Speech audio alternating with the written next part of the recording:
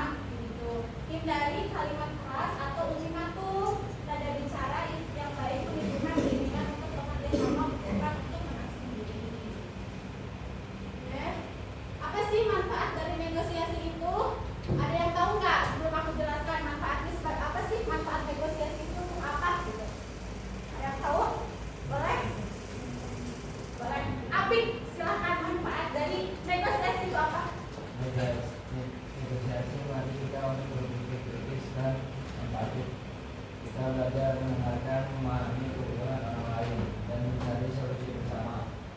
Yang terpenting dalam negosiasi bukan sekedar hasilnya, melainkan kita menghormati lawan bicara dan menjaga hubungan baik setelahnya. Oke. Nah, jadi manfaatnya itu untuk berpikir kritis dan empati, terus belajar juga mendengarkan dan memahami kebutuhan orang lain. Jadi kalian tuh belajar untuk sabar lah kalau negosiasi itu ya intinya. Prinsip yang harus dijaga itu yaitu dalam negosiasi jangan memaksakan kehendak. Jadi intinya nggak boleh egois ya, yang tadi ibu bilang. Dengarkan dengan penuh perhatian, pahami alasan pihak lain itu kenapa melakukan negosiasi. Terus ajukan solusi yang adil. Nah, negosiasi yang berhasil bukan yang membuat satu pihak senang, tetapi yang membuat semua pihak merasa dihargai. Jadi adanya kesepakatan. Jadi jangan seperti ya udahlah terserah kamu, nggak bisa gitu ya. Jadi harus adanya kesepakatan bersama. Nah, cukup segini mungkin ya materi yang ini apa yang ibu sampaikan. Kita 2 orang ke depan untuk melaksanakan negosiasi. Maka siapa yang mau? Boleh? Boleh? Ya, Vina sama Rai. Boleh ke depannya, tepuk tangan buat Vina. Negosiasinya tentang apa? Oke, terjadi di lab. Oh, jadi di laboratorium adanya transaksi gitu ya. Jual beli apa? Buret. Oke, silahkan dicermati teman-temannya ya, sama teman-temannya. Boleh? Angkat kelas suaranya supaya terdengar oleh yang di belakang. Kan saya mau bulan yang itu harganya berapa ya? Untuk bulan yang itu harganya 1.200.000. Boleh pulang nggak? Oh boleh, menawarkan apa ini? Gimana kalau misalnya menawarkan? Udah bisa kan kalau buat harga segitu mah.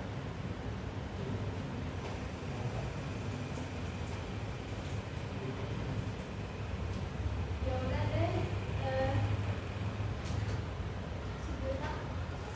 Mau bisa deh 1.100.000 aja mau. Boleh deh.